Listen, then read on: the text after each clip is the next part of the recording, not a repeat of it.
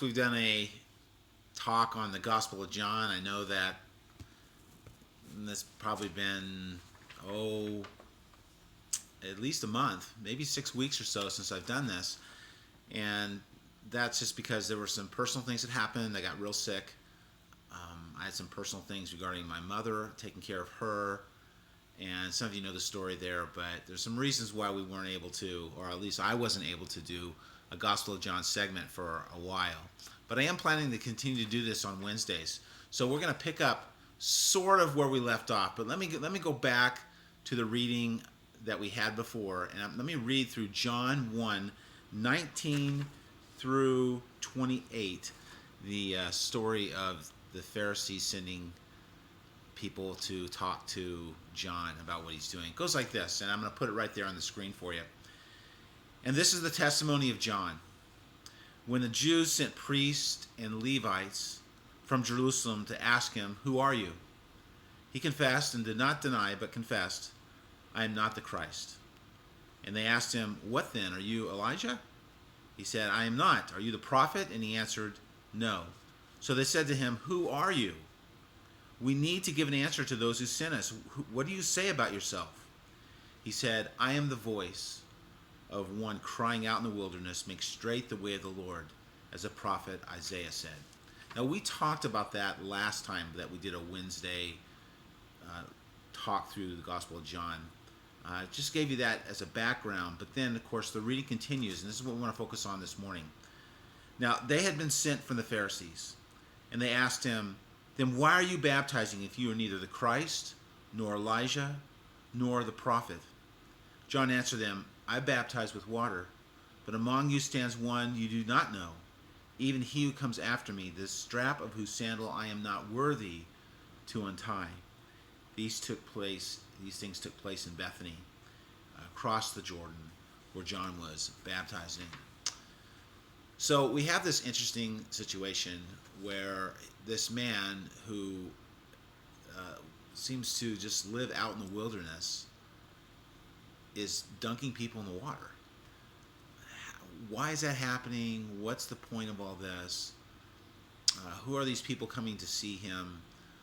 Obviously, the status quo in Jerusalem is a little bit concerned about something new going on out in the wilderness. John is a very popular figure.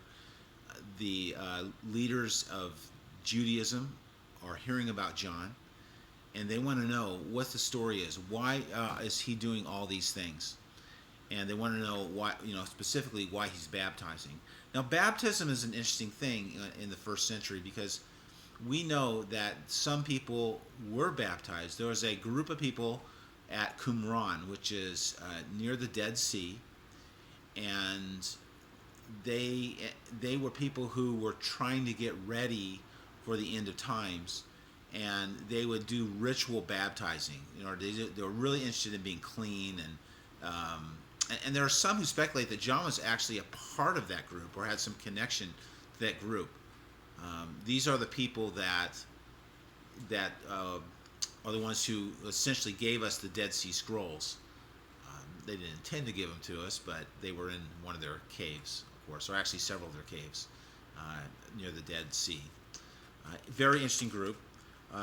But also, baptism was done by Gentiles who wanted to become, or upon Gentiles who wanted to become proselytes. A proselyte is somebody who is now, we also call a God-fearer, someone who is basically a convert to Judaism during the first century.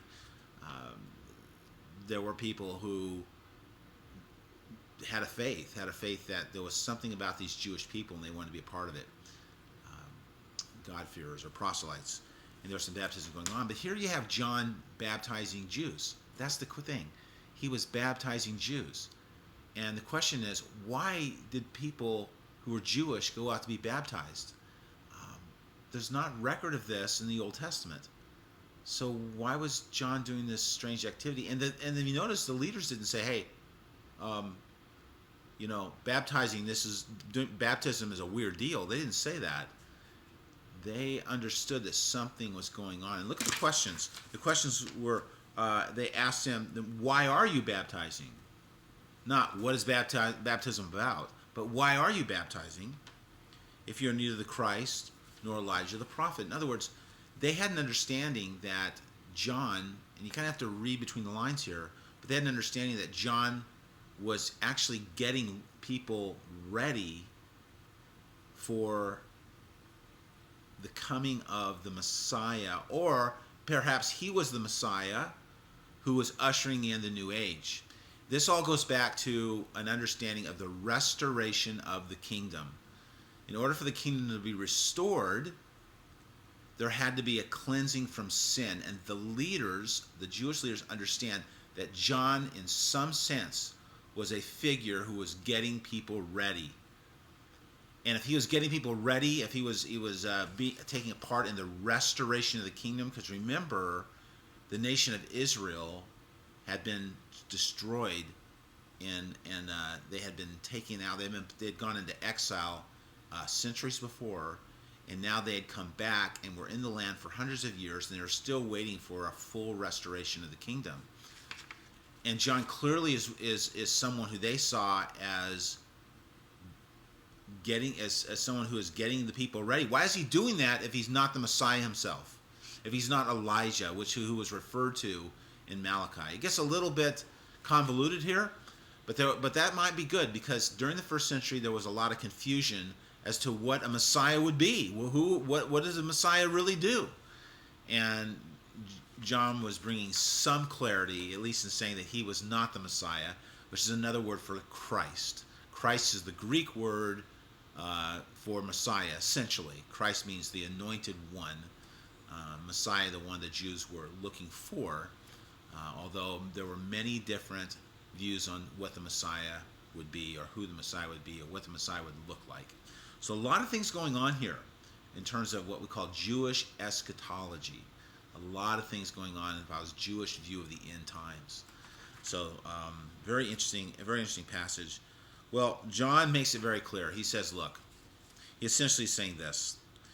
Look, you might be impressed that I'm baptizing with water, or at least that might make you curious of why I'm baptizing with water. But this baptism is a baptism that doesn't compare with the baptism that this next one is going to bring. Okay, he says there's someone that stands among you, someone that's in your midst, someone that's actually alive at this time, who is going to bring, well, he doesn't say it here, but we know from other materials that he's going to bring the kingdom. And then John says, look, I'm not even worthy to be a slave. Because that's the idea of untying the strap on someone's sandal. I'm not even worthy to be a slave. That's essentially the image here. So be on notice. And that's kind of the message this morning. Be on notice. Be on notice for Jesus, who is the Messiah. Jesus, who is the Christ. Jesus, who is the anointed one of God. Jesus is the one who wants your life. Be on notice. Be aware. Be ready. Because he wants to come into your life. Just as he wants to come into my life. So that's what baptism really, John's baptism was really about.